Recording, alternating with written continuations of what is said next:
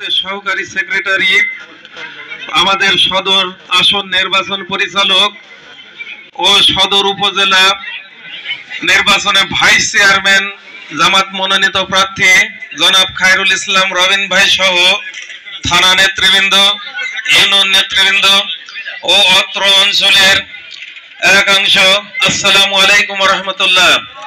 সম্মানিত উপস্থিতি, আল্লাহ পাকের দরবারে লাখো কোটি শুকরিয়া আদায় করছি। আজকের এই প্রোগ্রাম স্বল্প সময়ের ব্যবধানে আমরা কুষ্টিয়া জেলার সর্বোচ্চ মেহমানদেরকে আমরা পেয়েছি। কি আপনারা খুশি না? কুষ্টিয়া জেলা জামাতের আমির যিনি প্রধান অতিথি হিসেবে আছেন, তারপরও আমরা পেয়েছি আমাদের সেই কাঙ্ক্ষিত নমিনি মুফতি আমির হামজাকে। এই জন্য এটা খুশির কথা, আল্লাহ শুকরিয়া আদায় করি বলে আলহামদুলিল্লাহ। সম্মানিত উপস্থিতি, আমি আপনাদের সামনে কয়েকটা কথা বলবো। মেহমানদেরকে বসিয়ে রেখে আমার ইউনিয়নে, আমার থানায় কথা বলার প্রয়োজন ছিল না, তারপরও বলতে হচ্ছে। আগামী নির্বাচন, এই নির্বাচনকে কেন্দ্র করে বেশ কিছু ছোটখাটো সমস্যা দেখা যাচ্ছে।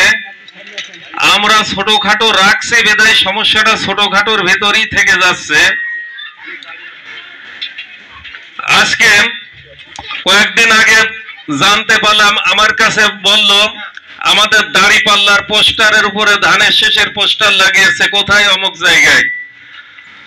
এখন আমি যদি বলি ধর, ওকে তো আর আস্ত রাখবে না। আমি বললাম ঠিক আছে, মারে মারুক, ওকে সহ দুর্গাপুরের সমস্ত পোস্টার দাড়িপাল্লা দিয়ে ঢেকে রাখার ক্ষমতা আছে, কিন্তু সেই ক্ষমতা আমরা ব্যবহার করি না। সংগ্রামী সাথী বন্ধুগণ, যেখানে প্রোগ্রাম করছি এখান থেকে আমার কাছে অভিযোগ আসলো, ধানের শীষের বিলবোর্ডের পাশে দাড়িপাল্লা টাঙাতে দেয় নাই। একটা নির্জীব, একটা পদার্থ, একটা পোস্টার, একটা দাড়িপাল্লা, ওর কোনো জীবন আছে? ওর কোনো ক্ষমতা আছে? ওটাকে যারা সহ্য করতে পারে না, ওরা যদি ক্ষমতা আসে তাহলে এই দেশের মানুষকে কিভাবে সহ্য করবে? আমরা সাবধান করতে চাই, সৃজনশীল রাজনীতি করুন, মানুষের কাছে যান। 16 বছর যে নির্বাচন হয়েছে ওই রকম নির্বাচনের আশা করেন না। 16 বছর আমরা ভোট দিতে পারি নাই, মনে দুঃখ নাই? আগামী 26 সালের নির্বাচনে আমরা নিজের ভোট নিজে দেব, সৎযোগ্য প্রার্থীকে দেব। কেউ যদি এই ভোটে বাধা প্রদান করার চেষ্টা করলে তার হাতকে ভেঙে গুঁড়িয়ে দিয়ে আমরা আমাদের অধিকার আদায় করব ইনশাআল্লাহ।